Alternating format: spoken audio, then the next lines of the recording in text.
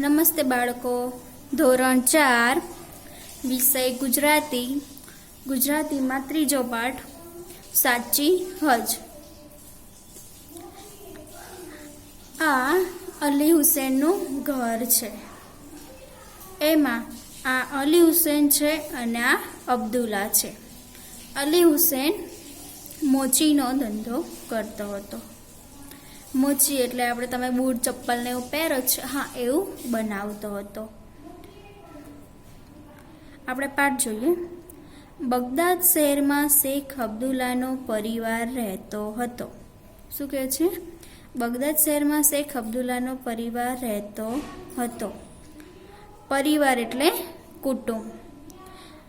આ અબ્દુલ્લા છે, બગદાદ શહેરમાં અબ્દુલ્લાનો પરિવાર રહેતો હતો. પરિવાર એટલે કુટુંબ, એટલે શેખ અબ્દુલ્લાનું કુટુંબ બગદાદ શહેરમાં રહેતું હતું. શેખ અબ્દુલ્લા ખૂબ જ ધાર્મિક હતા. શું હતા? ખૂબ જ ધાર્મિક હતા. દર વર્ષે હજ પર અનેક લોકો જતા ત્યારે તેમને પણ હજ કરી આવવાની તીવ્ર ઈચ્છા રહેતી. શું કહે છે? દર વર્ષે હજ પર અનેક લોકો જતા.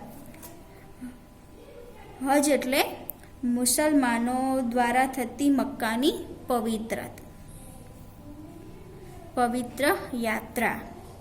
શું? હજ એટલે મુસલમાનો દ્વારા થતી મક્કાની પવિત્ર યાત્રા. હા, એટલે લોકો જતા ત્યારે હજ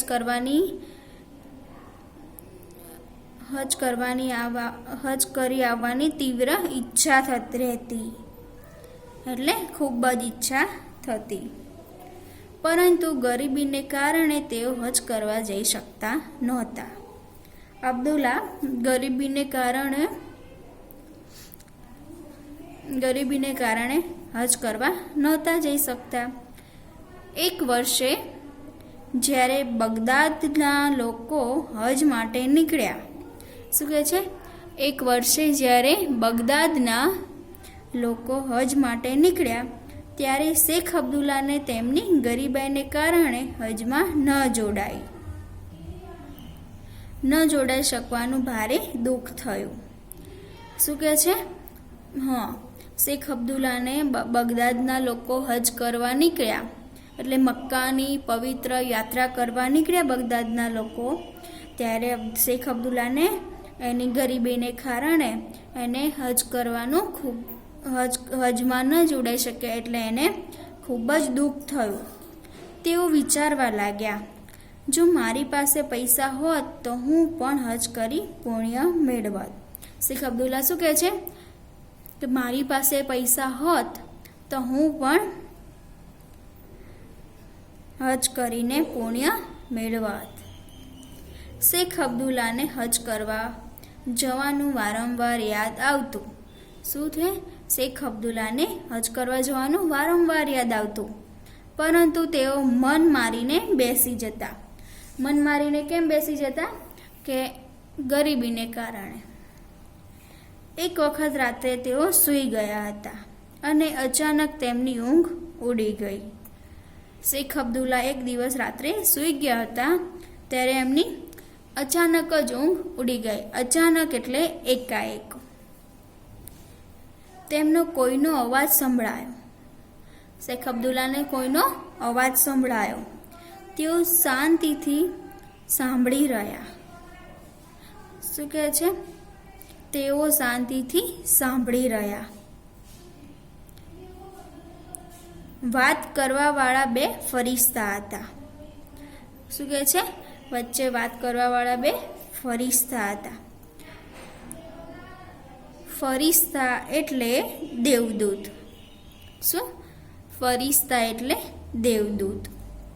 એક ફરિશ્તાએ બીજાને પૂછ્યું, એટલે પહેલા ફરિશ્તાએ બીજા ફરિશ્તાને પૂછ્યું, હે ભાઈ, આજે જે લોકો મક્કા શરીફમાં હજ કરી રહ્યા છે, શું ખુદા તે બધાની હજ કબૂલ કરી દીધી છે? શું કહે છે ફરિશ્તો? પહેલો ફરિશ્તો બીજા ફરિશ્તાને શું કહે છે? હે ભાઈ, આજે જે લોકો મક્કા શરીફ એટલે આબરૂદાર, શરીફ એટલે આબરૂદાર, શરીફમાં હજ કરી રહ્યા છે, શું ખુદાએ તેમને બધાની હજ કબૂલ કરી દીધી છે? તો બીજો ફરિશ્તાએ જવાબ આપ્યો. શું કહે છે? બીજા ફરિશ્તાએ જવાબ આપ્યો. બીજા ફરિશ્તાએ જવાબ આપ્યો, ના, બધાનો તો સ્વીકાર નથી કર્યો. શું કહે છે? બધાનો તો સ્વીકાર નથી કર્યો. પહેલા ફરિશ્તાએ પૂછ્યું, તો પછી ખુદાએ કોની હજ સ્વીકારી છે?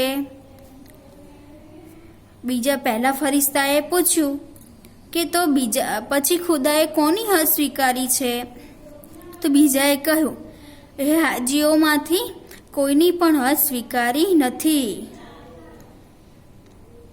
હાજીઓ એટલે હજ યાત્રા કરનાર યાત્રાળુ.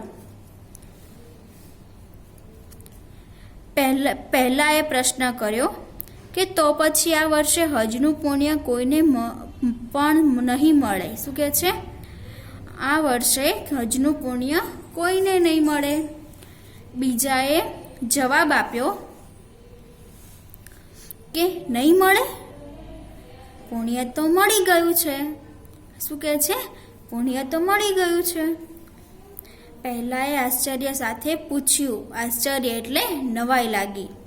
પહેલા ફરિશ્તાને નવાઈ લાગી એટલે એને નવાઈ સાથે પૂછ્યું, પણ કોને? એટલે એમ કહે છે કે પુણ્ય તો મળી ગયું છે, પણ પહેલા ફરિશ્તો એમ કહે છે પણ કોને મળ્યું છે?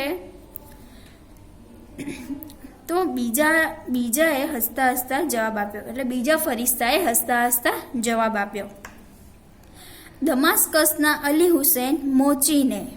શું કહે છે? દમાસ્કસના અલી હુસૈન મોચીને. મોચી એટલે પગરખાં બનાવનાર. શેખ અબ્દુલ્લા બે ફરિશ્તા વચ્ચેની વાતચીત સાંભળી રહ્યા હતા. શું કહે છે? શેખ અબ્દુલ્લા બે ફરિશ્તા એટલે પહેલો ફરિશ્તો અને બીજા ફરિશ્તાની વચ્ચેની વાતચીત સાંભળી રહ્યા હતા. વાત પૂરી થતાની સાથે જ બે ફરિશ્તા અદૃશ્ય થઈ ગયા. શું કહે છે? વાત કરવાની સાથે જ બે ફરિશ્તા અદૃશ્ય થઈ ગયા. શેખ અબ્દુલ્લા મૂંઝવણમાં પડી ગયા. શું થયું? શેખ અબ્દુલ્લા મૂંઝવણમાં પડી ગયા. તેમને એ સમજાતું ન હતું કે હજ કર્યા સિવાય હજનું પુણ્ય કેવી રીતે મળી શકે. શું કહે છે? શેખ અબ્દુલ્લાને મૂંઝવણમાં પડી ગયા. એમને તો એમ થતું હતું કે એ જ નહોતું સમજાતું કે હજ કર્યા સિવાય હજનું પુણ્ય કેવી રીતે મળી શકશે. તો બીજા દિવસે તેઓ દમાસ્કસ જવા રવાના થયા. ક્યાં જવાના થયા? શેખ અબ્દુલ્લા દમાસ્કસ જવા રવાના થયા. એટલે દમાસ્કસ જવા નીકળ્યા. પૂછતા તેઓ અલી હુસૈનના ઘરે આવ્યા. શું કહે છે? પૂછતા તેઓ અલી હુસૈનના ઘરે આવ્યા. અલી હુસૈને તેમને આવવાનું કારણ પૂછ્યું. અલી હુસૈને શું કર્યું? શેખ અબ્દુલ્લા એમના ઘેર ગયા એટલે એમને આવવાનું કારણ પૂછ્યું. શેખ અબ્દુલ્લાએ રાત્રે સાંભળેલી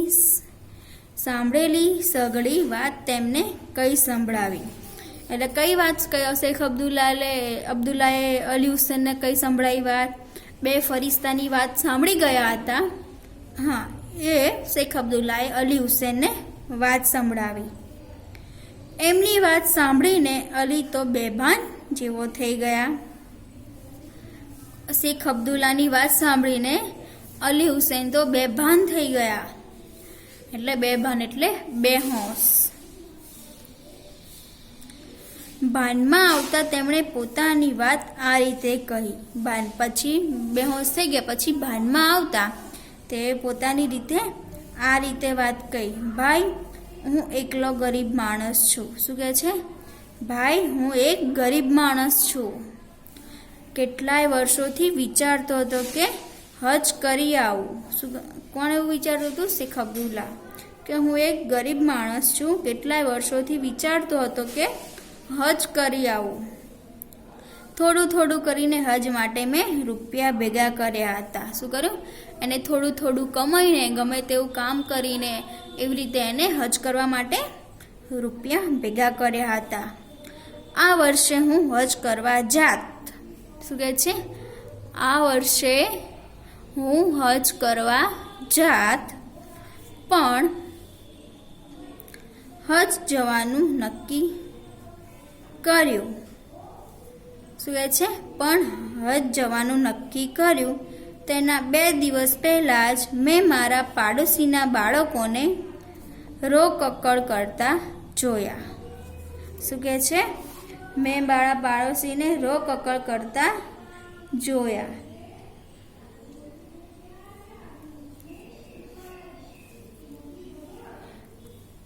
કારણ પૂછ્યું. બાળકને કારણ પૂછ્યું તો જાણવા મળ્યું કે તે બિચારા બાળકોને કેટલા દિવસથી ખાવા માટે કંઈ જ મળ્યું નહોતું. શું કહે છે? હા, એને વિચાર્યું. રોકકળ એટલે કરુણ રુદન.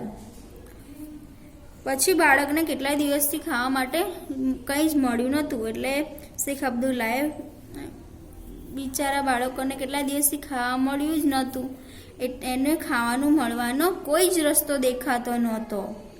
તેમના પિતાજી મૃત્યુ પામ્યા હતા. બાળકોના પિતાજી હતા એ મૃત્યુ પામ્યા હતા. અને માં ખૂબ જ બીમાર હતી. શું કહે છે? હા, એને હજ કરવા જવાનું વિચાર્યું, પણ ત્યારે બાળકો બહુ જ રડતા હતા.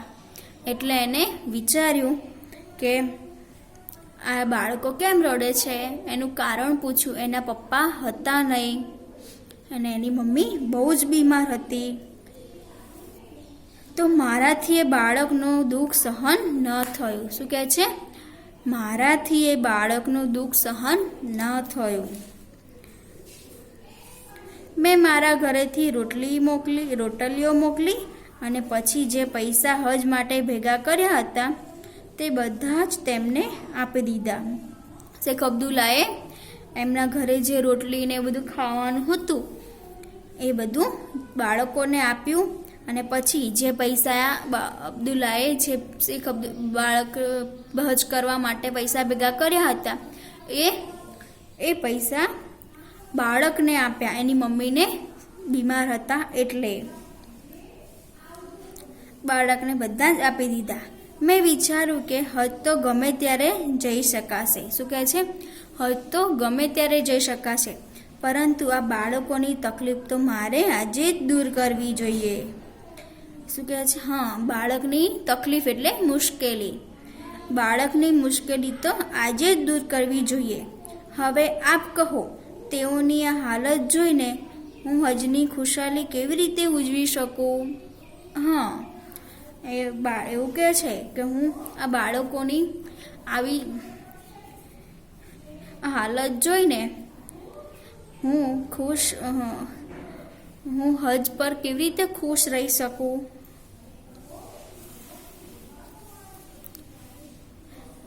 શેખ અબ્દુલ્લાએ ઊંડો શ્વાસ લીધો. શું લીધું? ઊંડો શ્વાસ લીધો. ખુદાનો આભાર માન્યો. શું કહે છે? ખુદાનો આભાર માન્યો અને મોચી કહેવા લાગ્યો. મોચી એટલે અલી હુસેન કહેવા લાગ્યો. ભાઈ હુસેન, તમારી વાત સાચી છે. શું કહે છે? ભાઈ હુસેન, તમારી વાત સાચી છે. ખુદાને ખુદાઈ પ્યારી છે. ખુદાઈ એટલે પવિત્રતા, માનવતા. ખુદાઈને ખુદાઈ પ્યારી છે. તમે ગરીબ હોવા છતાં પેલા દુઃખી બાળકોને મદદ કરી. શું કહે છે?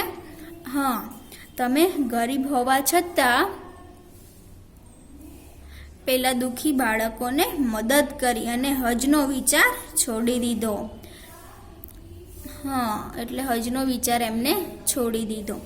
એ જ કારણ છે કે ખુદાના દરબારમાં માત્ર તમારી જ હજ મંજૂર થઈ. કેમ મંજૂર થઈ? હા, પેલા લોકોને કેમ મંજૂર નહોતી?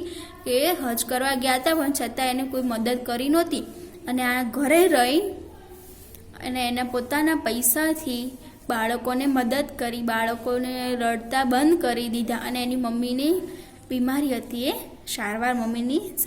મમ્મીની સારવાર કરાઈ. હા, એટલા માટે એને પૈસા આપ્યા હતા. એટલે ખુદાના દરબારમાં તમારી હજ મંજૂર થઈ ગઈ એવું કહે છે. અલી હુસેન આંખમાં જળજળિયા સાથે આકાશ તરફ જોતા રહ્યા. શું કે અલી હુસેન આંખના જળજળિયા એટલે આંખમાં આંસુ આવી ગયા, અને એની આંખમાં આંસુ સાથે આકાશ તરફ જોતા રહ્યા અને મનોમન ખુદાનો આભાર માનતા રહ્યા. શું કહે છે? મનોમન એટલે મનમાં. હા, એટલે મનમાં ખુદાનો આભાર માનતા રહ્યા. શેખ અબ્દુલ્લા ઉઠ્યા. શું કે શેખ અબ્દુલ્લા ઉઠ્યા. તેમણે અલી હુસેનનો હાથ પકડી ચૂમ્યો. શું કે ચૂમ્યો એટલે બચી ભરી. હા, અને ત્યારે એમને પણ એવો અનુભવ થયો કે જાણે એમને પણ હજનું પુણ્ય મળી ગયું. શું? હા, કેવો અનુભવ થયો? અલી હુસેનનો હાથ પકડી ચૂમ્યો, અને ત્યારે એમને પણ એવો અનુભવ થયો કે જાણે એમને પણ હજનું પુણ્ય મળી ગયું.